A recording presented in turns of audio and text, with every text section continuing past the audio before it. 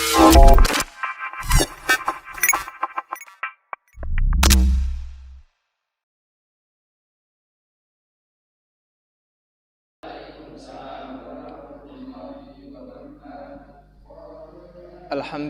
rabbil alamin wa bihi nasta'inu ala umuri dunya waddin. Assalatu wassalamu ala sayyidina Muhammadin wa ala alihi wa sahbihi wa sallim ajma'in.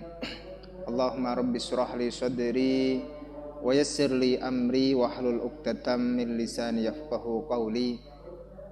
Amin, amma ba'd.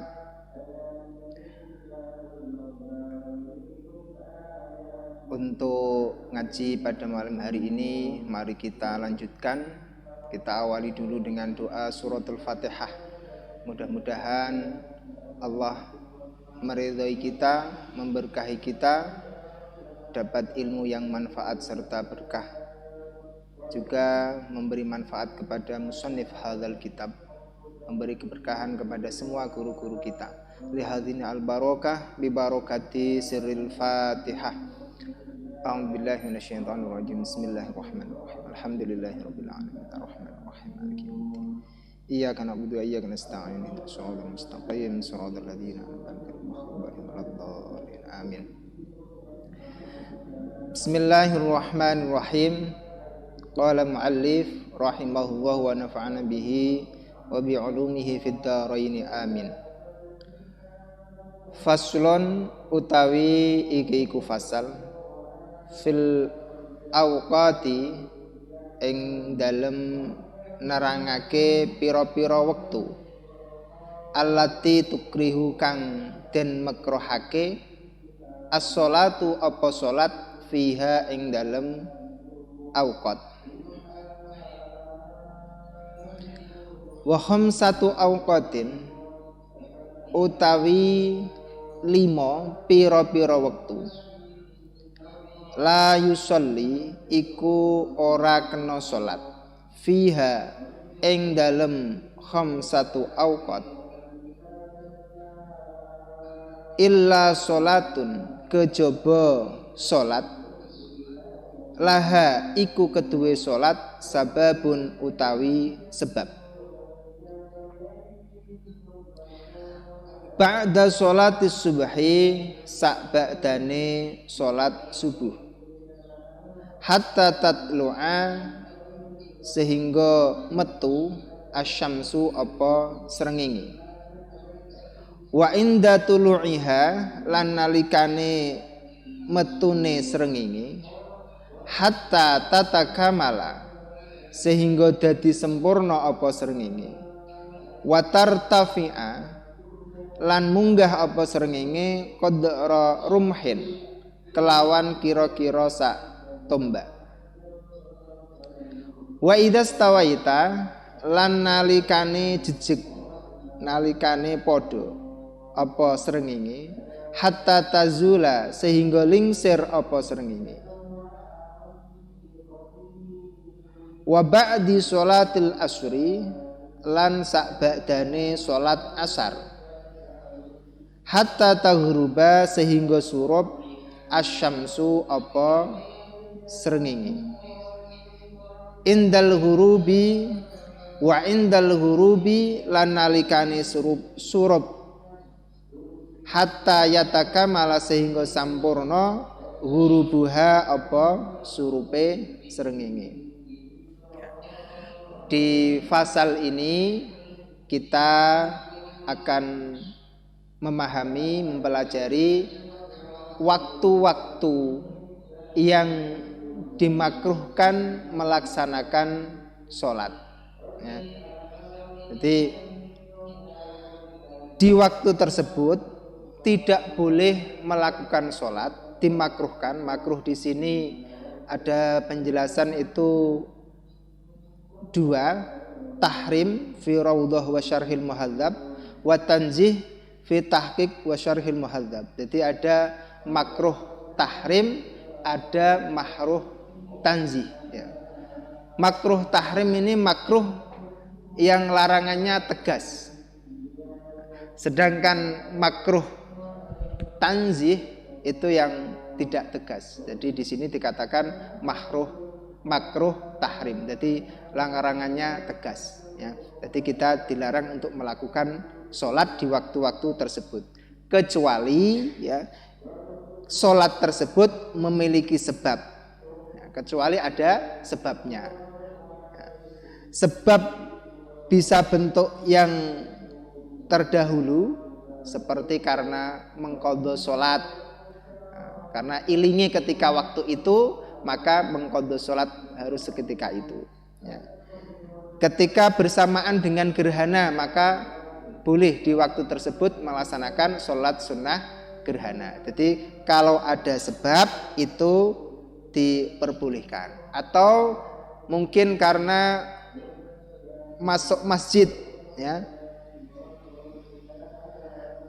menjadi sholat tahiyatul masjid ya, ini dibolehkan ya.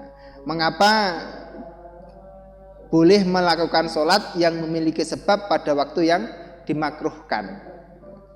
Ini di dalam Tuhfatul Habib ala Syarhil Khatib dijelaskan bahwa manaha anis sholah illa limuwafaqati may ya'budu syamsa fa idza kana laha sababun uhilat ala sababiha fa kharajat anil karahati wa idza lam yakun laha sababun uhilat alal waqti fakurihat.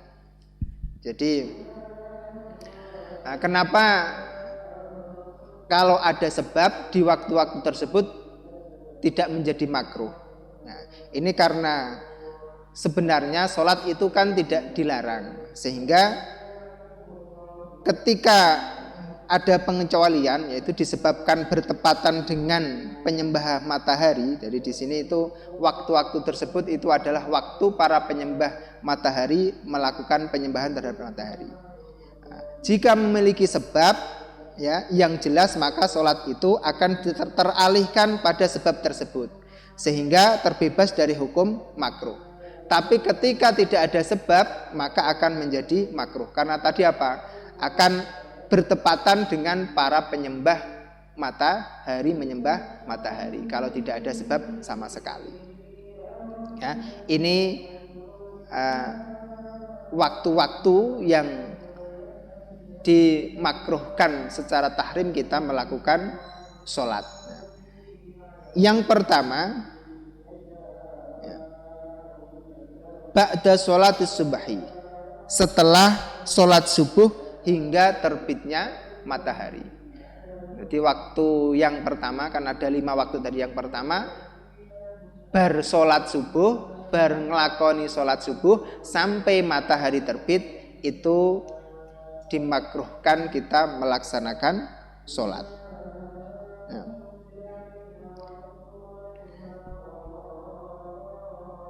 Ini berdasarkan hadis Rasulullah, la sholata ba'da subhi hatta tattalu asy-syamsu wa la sholata ba'dal asri hatta taghibas syamsu. Tidak ada sholat setelah subuh hingga terbitnya matahari. Dan tidak ada sholat setelah asar hingga terbenamnya matahari. Nah, ini sebagai dasar waktu tersebut dimakruhkan secara tahrim melakukan sholat. Yang kedua, berkelanjutan saat terbitnya matahari hingga sempurna dan meninggi seukuran tombak. Jadi terbitnya matahari sampai tingginya matahari setinggi tombak. Mengapa tidak boleh sholat pada saat terbitnya matahari? Ini juga berdasarkan dari hadis Rasulullah, salasu sa'atin kana Rasulullah sallallahu alaihi wasallam yanhana an nusalliya fihinna au naqbura fihinna mautana hina tatlu'u syamsu bazighatan hatta tartafi'a wa hina yakumu qa'imudz dhahirah hatta tamila syamsu wa hina tadayyafa syamsu lil ghurub. 3 waktu yang dilarang oleh Rasulullah melaksanakan dua hal, sholat dan mengubur orang yang mati. Jadi Rasulullah melarang melakukan kegiatan sholat dan mengubur orang mati di 3 waktu ya. Yang pertama saat terbitnya matahari. Yang kedua saat tengah hari hingga condongnya waktu istiwa, hingga condongnya ya.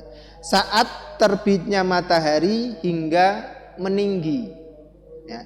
Saat tengah hari hingga condongnya matahari dan saat tenggelamnya matahari. Jadi ada 3 tempat yang di situ dilarang melakukan sholat dan juga mengubur orang yang meninggal dunia.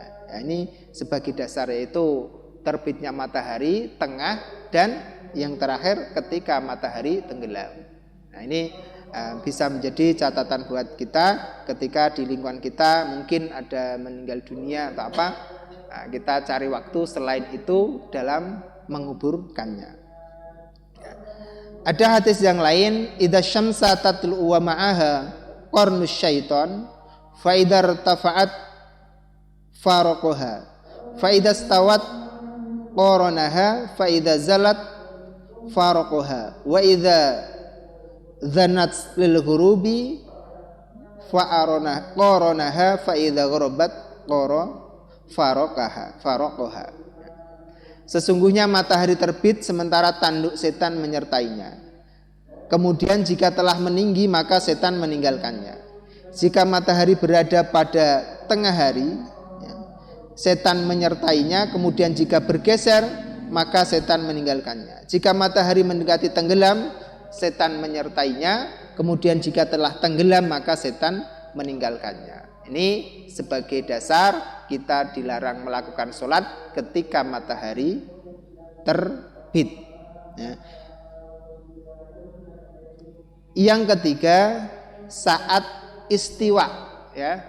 Dasarnya hampir sama dengan tadi. Istiwa itu ketika matahari tepat di atas kepala atau di tengah-tengah ya, jejak di tengah-tengah, hingga matahari bergeser dari tengah langit atau tergelincir. Gelincir itu geser sedikit ya.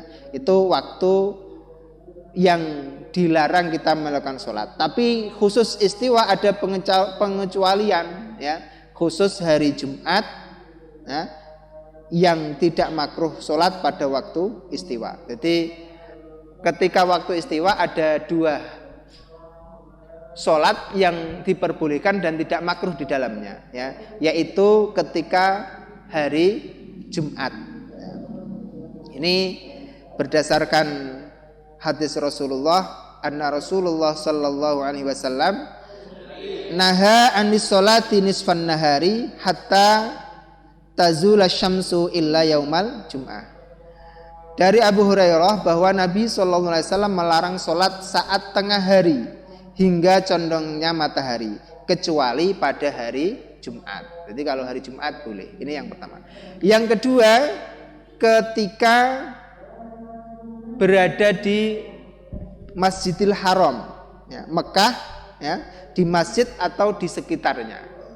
Nah, jadi kalau kita posisinya di Masjidil Haram, mungkin suatu saat kita mudah-mudahan umroh ataupun kita haji ya, ketika kita di Masjidil Haram, maka di situ waktu istiwa tidak menjadi makruh. Nah, di situ juga menjadi hadis Rasulullah juga menjadi dasar ya. Ya bani Abdi Manafin la tamna'u ahadan tofa bihadzal bait wa shalla ayyata sa'atin sya'a min lailin aw naharin. Wahai bani Abdi Manaf, janganlah kalian melarang seseorang tawaf di Baitul Haram, maksudnya Mekah ini, dan juga sholat waktu kapanpun, baik malam ataupun siang. Sehingga kalau di sana, di samping di sana ada hadis ini, juga ada tambahan keutamaan sholat di Masjidil Haram. Jadi ketika kita sholat di masjid biasa, pahalanya di sana tikel 100 kali lipat. Makanya ini kesempatan kalau di sana, maka perbanyaklah sholat, perbanyaklah tawaf. Karena di sana waktu istiwa tidak ada waktu yang dikatakan makruh. Nah, ini juga berdasarkan hadis Nabi. Ya. Yang keempat adalah setelah sholat asar hingga matahari terbenam. Baru sholat asar, sholat asar ini jam 5 berarti jam 5 sampai matahari terbenam. Nah, sholat asar jam 3 berarti jam 3 sampai matahari terbenam. Itu juga waktu dimakruhkan melaksanakan sholat. Yang kelima, saat matahari terbenam hingga sempurna. Terbenam hingga sempurna itu kita lihat tenggelamnya hingga sempurna, mego abangi hilang. Ya. Ini 5 waktu yang kita dimakruhkan. Nah, makruh itu apa? Kalau kita fahami secara bahasa, dari kata karoha itu artinya benci. Ya. Nah, berarti kalau kita melakukan kemakruhan berarti melakukan hal-hal yang dibenci. Ya, dibenci siapa? Maksudnya dibenci oleh Allah. Makanya harus kita hindari semaksimal mungkin. Ya, ini tentang waktu yang kita dimakruhkan untuk melaksanakan sholat.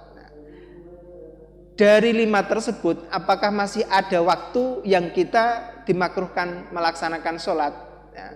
Nah, di dalam Nihayatuz Zain fi Irsadil Mubtadi'in dijelaskan wa tahrimus sholat wa tahrumus sholatu mutlaqan illa tahiyatal masjid min waqti su'udil imami.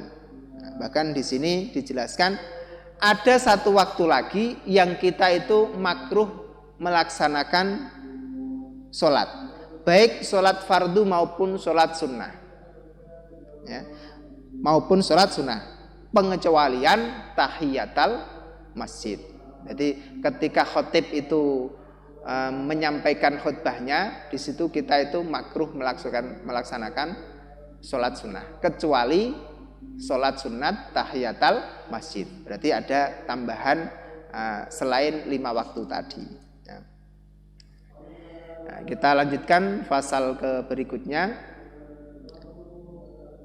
Faslun utawi iki iku fasal. Wa sholatul jamaati utawi sholat jamaah. Sunnatun iku sunnah muakkadatun kang den kukuhake.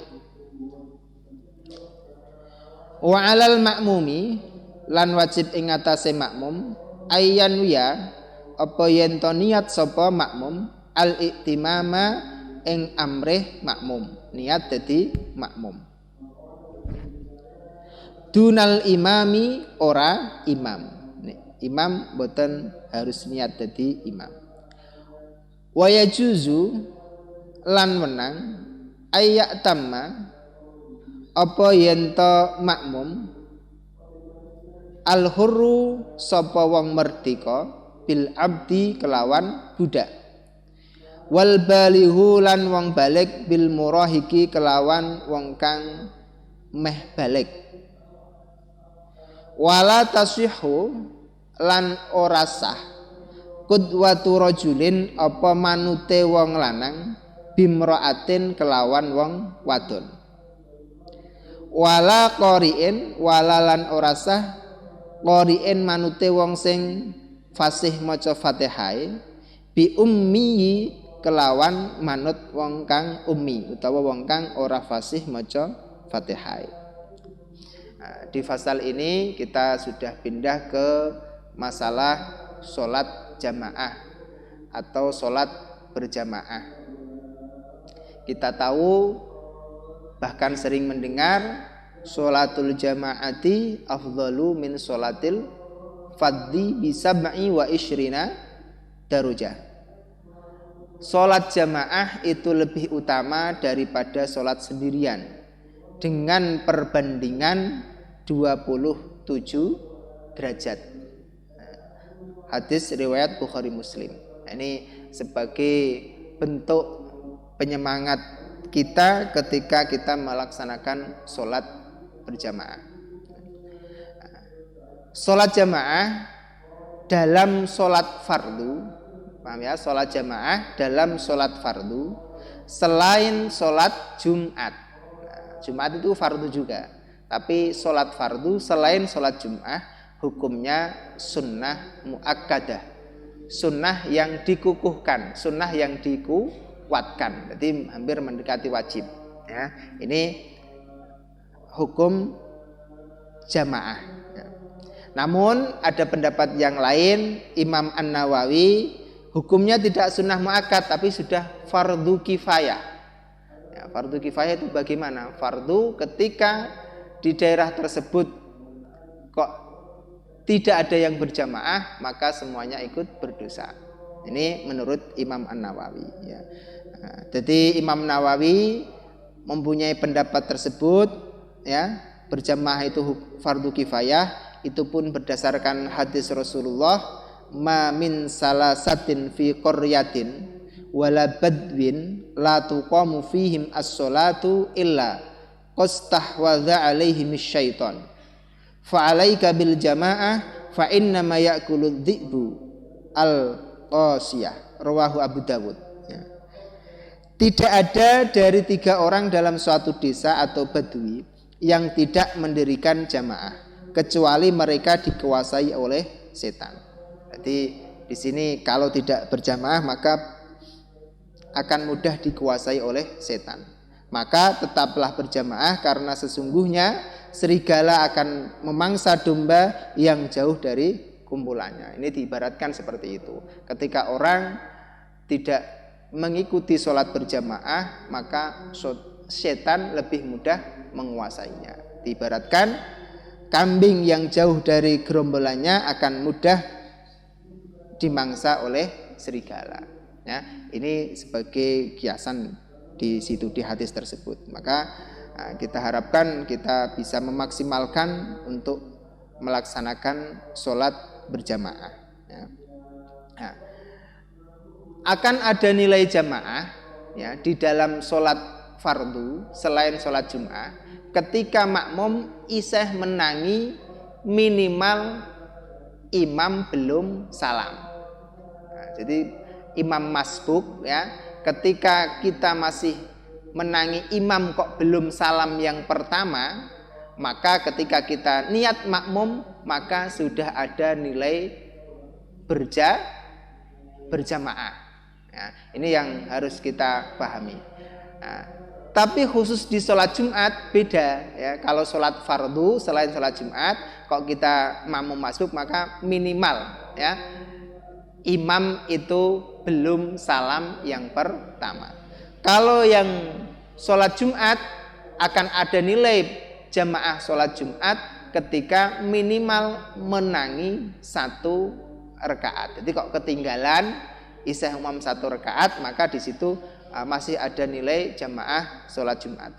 Tapi nek wis di bawah 1 rakaat ya, wis rukuk yang kedua maka kita sudah tidak bisa mengikuti atau tidak mendapat nilai jamaah sholat Jumatnya.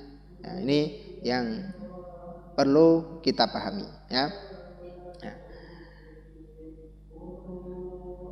Selanjutnya wajib bagi makmum untuk niat menjadi makmum. Jadi ketika kita menjadi makmum maka kita ada kewajiban untuk niat mengikuti imam tanpa perlu mengetahui imamnya sopo ya.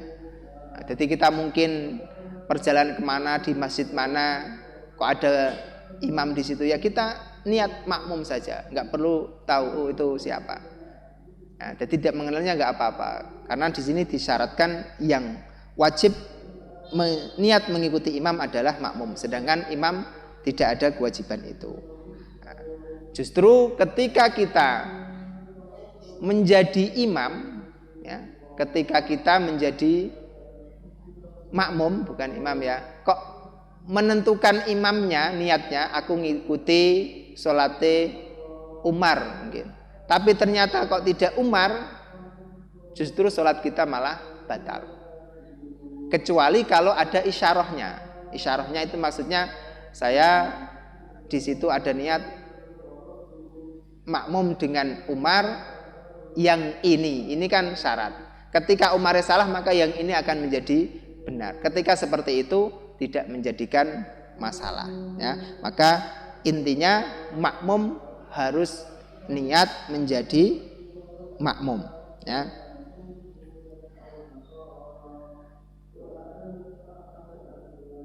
Tidak wajib bagi imam untuk niat menjadi imam dalam selain sholat Jumat, tetapi hukumnya adalah sunnah.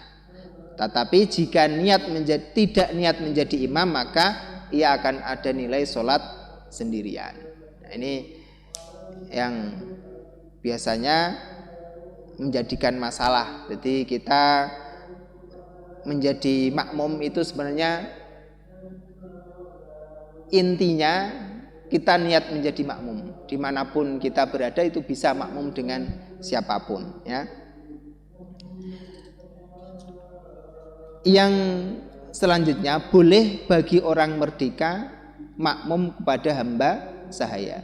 Jadi kalau zaman Rasulullah itu ada umat Islam yang merdeka, ada umat Islam yang budak atau hamba sahaya ya. Itu boleh ya. Orang balik makmum kepada anak yang hampir balik boleh. Tapi tidak boleh ketika anak tersebut belum tamyiz. Mohon kita pernah sampaikan apa itu tamyiz ya. Tamyiz itu anak belum bisa membedakan mana yang baik, mana yang benar. Kalau hampir balik biasanya sudah bisa membedakan itu. Maka di sini diperbolehkan ya. Tidak sah seorang laki-laki makmum kepada wanita. Tidak boleh seorang laki-laki makmum kepada wanita. Begitu pula orang yang fasih bacaan Fatihahnya makmum kepada orang yang tidak pandai membaca Fatihah. Jadi di sini hukum-hukum yang tidak diperbolehkan ya. Jadi bisa menjadi aturan dalam kehidupan kita ketika dalam berjamaah memang memungkinkan kita mengetahui itu maka kita cari itu urut-urutannya ya. Yang tidak boleh itu adalah laki-laki makmum kepada wanita ya. Seorang balik bermakmum kepada yang belum tamyiz, masih kecil tamyiz tidak bisa, tapi kalau mendekati balik diperbolehkan. Syaratnya tamyiz itu boleh ya. Kita lanjutkan.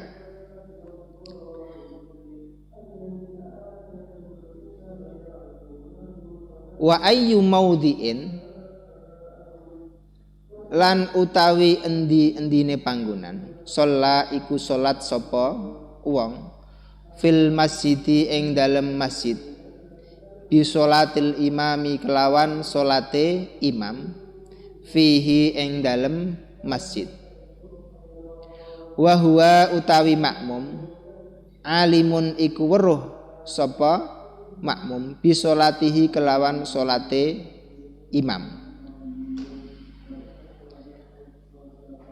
malam yataqaddama ajza'ahu mongko nyukupi apa ngerti mau hu ing makmum.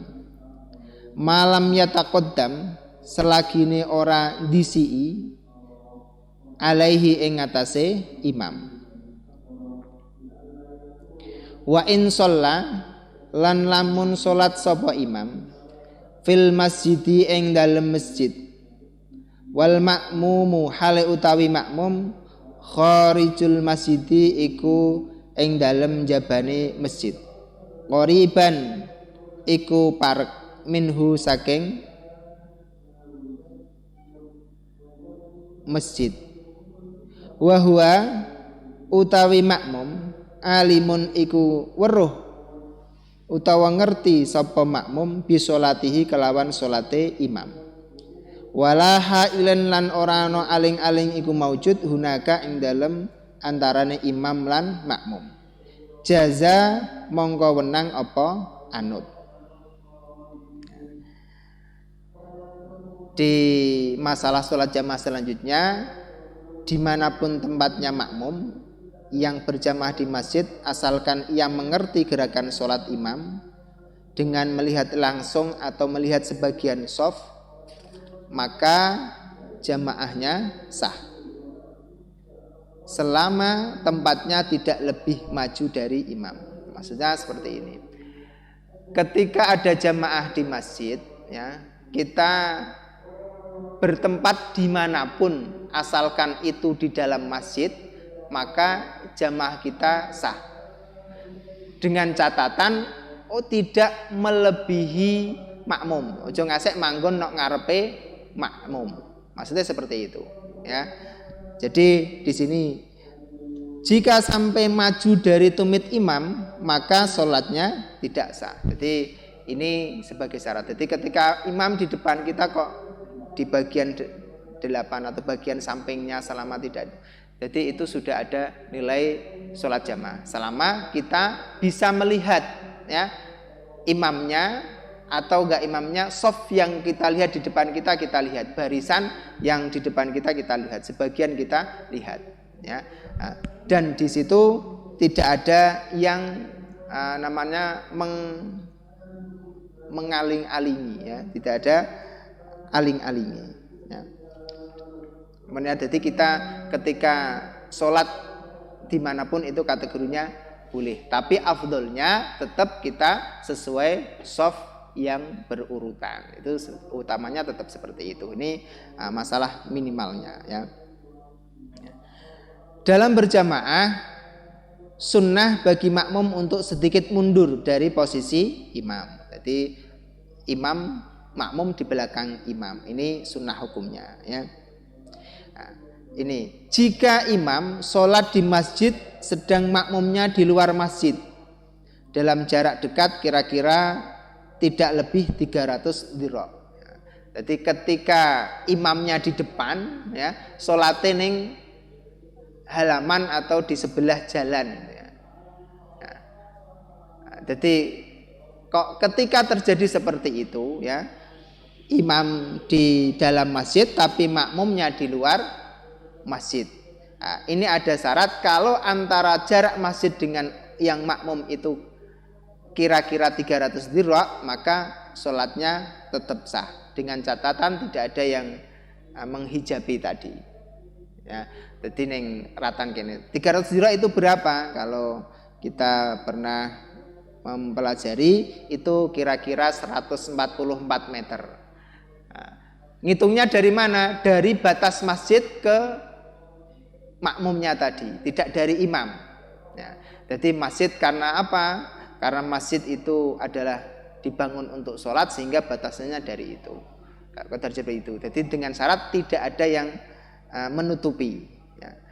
Ketika di lapangan beda lagi, kadang kan ada sholat jamaah di lapangan tempat terbuka, maka ukuran diroknya 300 meternya adalah mulai dari imam ke makmum. Jadi maksimal kita menjadi makmum itu ukuran paling panjangnya adalah 300 dhira atau sekitar 144 meter, hampir berapa? 144 meter itu ukurannya, ya. Yang dimaksud penghalang antara imam dan makmum itu yang apa, ya. Nah, tadi kan harus tidak ada aling-alingi. Makanya kadang itu ada masjid yang tertutup semuanya tapi tampak dengan kaca. Maka itu penghalang, ya. Yang dimaksud penghalang adalah perkara yang menjadi penghalang dari melihat atau berjalan menuju imam. Jadi ora ana sing ngadang-ngadangi. Ketika makmum ke imam, imam ke makmum, tidak ada yang menghalang-halangi.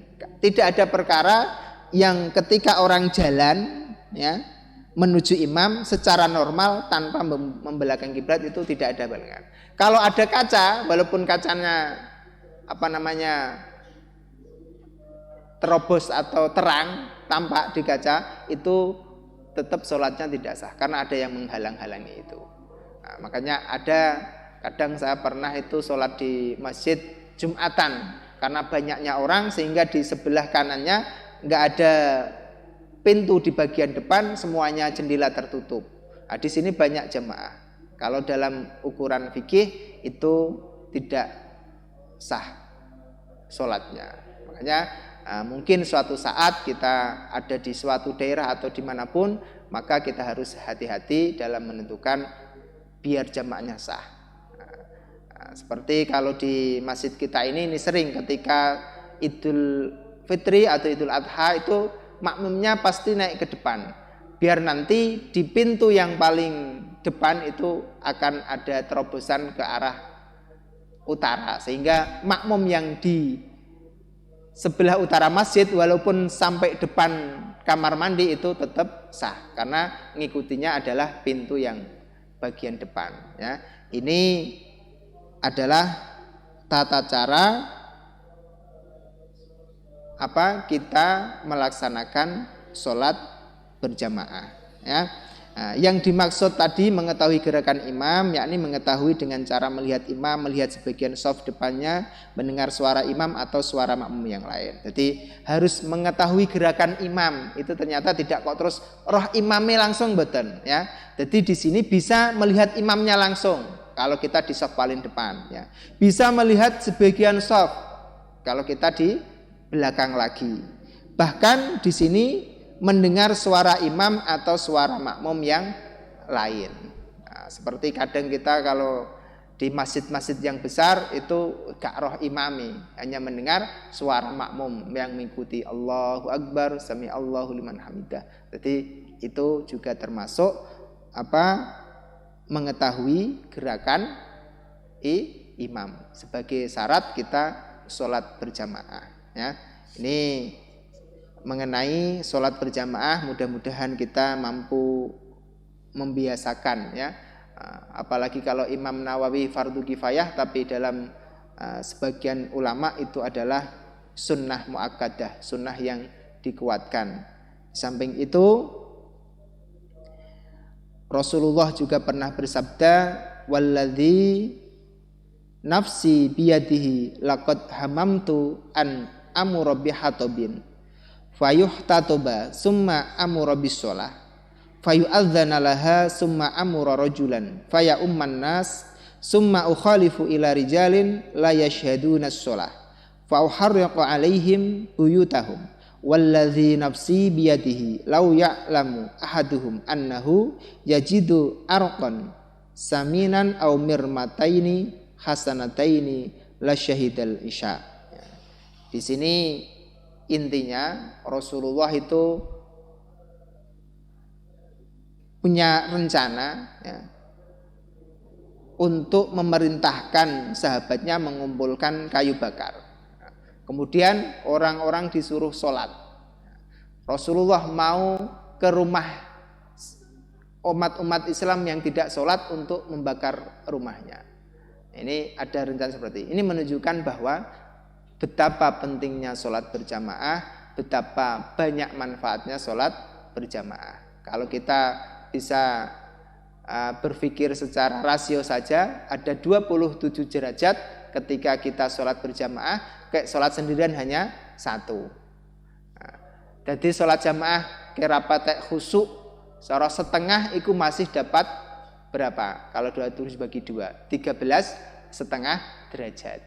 Lah nek ke sholat siji iku nek ada nilai 1 pahala ketika kita khusyuk. Lah sediwian ora khusyuk tambah entek pahalane. Tapi kita syukur alhamdulillah, mudah-mudahan kita bersyukur karena Allah masih memberikan kita hidayah, ya. Kita masih bisa sholat walaupun sholat kondisinya bagaimanapun. Jadi harapannya kita jangan sampai meninggalkan sholat.